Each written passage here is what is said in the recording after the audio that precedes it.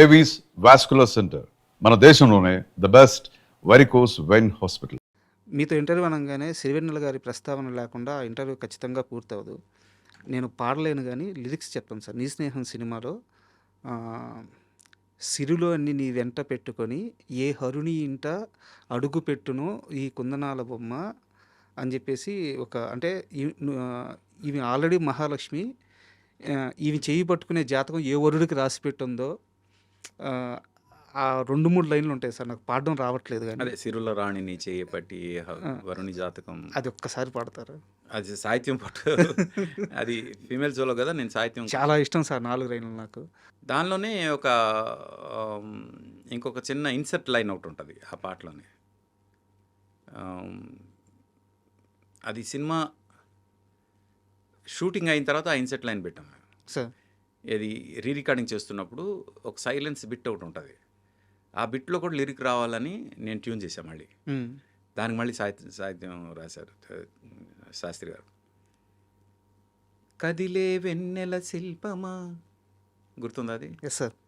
తననా అనుమతి నెరుగక ఎదసడిలో అపురూపమైన భావమా, అది ఆ కొబ్బరి చెప్పు దగ్గర అవునవును. ఆ బిట్ నేను అప్పటికప్పుడు రీ రికార్డింగ్లో ఇది ఉండాలి అని ఇది చేస్తే అప్పుడు హంసరాజు గారు శాస్త్రి గారిని పిలిపించి కూర్చోబెట్టి రాయించి అది మళ్ళీ రికార్డ్ చేసాం. శాస్త్రి గారితో ఎలా ఉండేది సార్ మీ అనుభవం? ఫ్రాంక్గా ఒక ఇద్దరితో నాకు ఫాదర్ సన్ రిలేషన్షిప్. ఒకటి బాలు గారు, ఒకటి శాస్త్రి గారు. శాస్త్రి గారు సొంత కొడుకులాగా చూసుకునేవాళ్ళు నన్ను. ఆయనతో ఎక్కువ చనువు, చాలా చనువు. అంటే మ్యూజిరేటర్స్ అందరితో చనువు ఉంటుంది, పోతే నాతో కొంచెం ఎక్కువ చనువు ఉండేది. ఆయనకి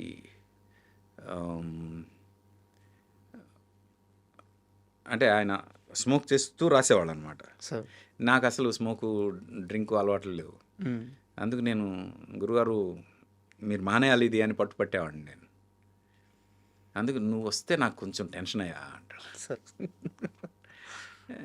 ఇది నాకు తెలుసు సార్. అంటే నేను వ్యక్తి పేరు చెప్పలేను, ఇంటర్వ్యూలోనే జరిగింది. మనిషి అనేవాడు అందరిని మించి ఎప్పుడు ఎదగకూడదయా. ఎందుకంటే తర్వాత వాడికి మంచి చెడు చెప్పేవాడు ఎవడో ఉండడు, చెప్పలేరు ఆయన ముందుకు. ఇప్పుడు మనిషి అనేవాడు మనిషిని దాటి ఎదిగిపోతే మంచి చెడు ఇంకేం చెప్తాం. శాస్త్రి గారు అలా ఎదిగిపోయారు. మనుషుల్లో మనిషి స్థాయి నుంచి ఎదిగిపోయాడు ఆయన. ఆ తర్వాత ఆయనకి సార్ మీరు ఇది చేయొచ్చు ఇది చేయకూడదు అని చెప్పేవాళ్ళు లేరు, చెప్పకూడదు, చెప్పలేము అని చెప్పాను. బట్ శాస్త్రి గారికి ఆ విషయంలో వద్దు అని చెప్పిన ఒకే ఒక్క మనిషి ఆర్పి పట్నాయక్ అని చెప్పి చెప్తారు. అవునా, అది నాకు తెలియదు. నేనైతే చెప్పేవాడిని. ఆయన అనేవాళ్ళు కూడా, నీ ఒక్కడి విషయంలో నేను కొంచెం భయపడతాను అని. ఎందుకంటే డెఫినెట్గా ఆయన ఎంత తొందరగా వెళ్ళిపోవడానికి కారణం కూడా అదే అని నా ఫీలింగ్ సార్. స్మోకింగ్. లేకపోతే చాలా అంటే ఒక అపర మేధావి, అంత మంచి మనిషి, ఎలాంటి వేరే ఏ బ్యాడ్ హ్యాబిట్స్ లేవు. ఫ్యామిలీ అంటే చాలా ఇష్టం, కుటుంబాన్ని చాలా బాగా చూసుకునే మనిషి. సినిమాని ఎంత ప్రేమిస్తారు అనడానికి ఒక ఎగ్జాంపుల్ ఏంటంటే, మొత్తం సినిమాలో ఈ ఒక్క 4 లైన్లే మీరు రాయాలండి అన్న, ఆ 4 లైన్లు రాయడం కోసం మొత్తం సినిమా కథ విని ఆ కథ మొత్తాన్ని ఆ 4 లైన్లో చెప్పేంత గొప్ప మేధావి ఆయన సార్. మిగతా పాటలన్నీ ఎవరైనా రాసి ఉండొచ్చు కాక, ఏమైనా చేసి ఉండొచ్చు కాక, కానీ ఆ 4 లైన్లు ఆయన ఏదైతే చెప్తారో అదే మొత్తం సినిమా ఉంటుంది. అంత గొప్ప సాహిత్యం అయింది. సింపుల్ ఎగ్జాంపుల్ అంటే ఇప్పుడు మీకు మనసంతా నోవెల్లో కిటకిట తలుపులు తెరిచిన కనులకు పాట ఉంది. కంటతడి నాడు నేడు చెంప తడిమిందే చూడు, చెమ్మలో ఏదో తేడా కనిపించలేదా. అంటే తను లేనప్పుడు నువ్వు ఏడ్చావు, తను ఇప్పుడు దొరికాడు, ఇప్పుడు ఆనంద భాష్పాలు వస్తున్నాయి. చెంపతడే రెండిటికి కంటతడి వచ్చింది, రెండు చెంప తడిమింది. ఆ చెమ్మలో తేడా కనిపిస్తుందా? అంత డీప్గా ఎవరు ఆలోచిస్తారు? కథ ఉంది కదా సార్, మొత్తం అలాగే 3 మాటల్లో కథ మొత్తం ఉంది. అలాగే సంతోషంలో పేరులో ప్రణయమా తీరులో ప్రళయమా అన్నాడు. పేరులో ప్రణయమా తీరులో ప్రళయమా, ఒక్కొక్క అక్షరం మార్చి 2 ఎక్స్ట్రీమ్స్ చెప్పేశాడు ఆయన. లవ్ని, అవును, పేరేమో నీది ప్రణయం కానీ తీరేమో ప్రళయం. అని అంత గొప్పగా రాయగలిగేది ఇంకెవరున్నారు? మహానుభావుడు సార్. అంటే ఇంకా ఆయన మా సీన్ అన్నట్టు, త్రివిక్రమ్ అన్నట్టు అసలు ఆయన ఇండస్ట్రీకి ఆయన ఆయన ఆయన ఇంకా ఆయన మేధావితనాన్ని ఇంకా వాడుకోలేకపోయిందేమో ఇండస్ట్రీ. అంత నాలెడ్జ్ ఉంది ఆయనకి అని నా ఫీలింగ్. Great man sir. మీ సీనునేనా? మీ త్రివిక్రమ్ శ్రీనివాసేనా? నిజంగా మీ త్రివిక్రమ్ శ్రీనివాసేనా? ఆబ్వియస్గా మేము మంచి ఫ్రెండ్స్, బెస్ట్ ఫ్రెండ్స్. బయట ఎవరు నమ్మట్లేదు సార్. నమ్మకపోతే నాకేం పోయింది? బయట వాళ్ళ కోసం మనం ఎందుకు బతకాలబ్బా? ఎవరు నమ్ముతారో ఎవరు నమ్మరో నాకెందుకు? సీన్ నమ్మితే చాలు, నేను నమ్మితే చాలు. అంటే మీకు ఈ ప్రశ్న నాకు తెలిసి కొన్ని వందల సార్లు ఎదురై ఉంటుంది. ఎందుకు మీరు త్రివిక్రమ్ గారు కలిసి పని చేయలేదు అని చెప్పి. అది సీను కథ చేసినప్పుడు ఈ కథకి ఆర్పీ అయితే బాగుంటుంది అని తను అనుకున్నప్పుడు నాకు డెఫినెట్గా పిలుస్తాడు. అలాంటి కథ వచ్చినప్పుడు తను పిలిచినప్పుడు నేను వెళ్తాను. అంతేగాని సీన్ కావాలని ఆర్పీకి ఇవ్వట్లేదు అని కానీ, సీన్కి ఆర్పీకి పడదని కానీ అలాంటివి ఏం పెట్టుకోవద్దు మీరు. సార్ లేదు సార్, ఇది బయట చాలా మందికి ఉంది. అందుకని నేను ఒకసారి గట్టిగా అది అందరికి తెలిసేలా చెప్పాలని అంత రిపీటెడ్గా అడిగాను. ఏం పర్లేదు. ఒకటి, మేమిద్దరం ఎలా ఉన్నాం అనేది ఇంపార్టెంట్. ప్రొఫెషనల్గా కలిసి పనిచేస్తేనే వాళ్ళిద్దరు బాగున్నట్టు, లేదంటే వాళ్ళిద్దరు బాగాలేనట్టు, వాళ్ళిద్దరికి ఒకళ్ళ మీద ఒకరికి ప్రేమ లేనట్టు అంటే మాత్రం అది చాలా తప్పు అవుతుంది sir. There will be so many factors. ఇప్పుడు ఆర్పీ పట్నాయక్ మ్యూజిక్ డైరెక్టర్ పెట్టుకోవాలి అంటే త్రివిక్రమ్ ఒక్క డెసిషన్ ఉండదు. అక్కడ హీరో ఉంటాడు, ఒక ప్రొడ్యూసర్ ఉంటాడు, చాలామంది ఉంటారు. వాళ్ళందరినీ సర్పాస్ చేసి తను డెసిషన్ తీసుకోవడం అనేది ఎంతవరకు కరెక్ట్? తన కెరియర్ కూడా ఉంటుందిగా, అవునా కదా?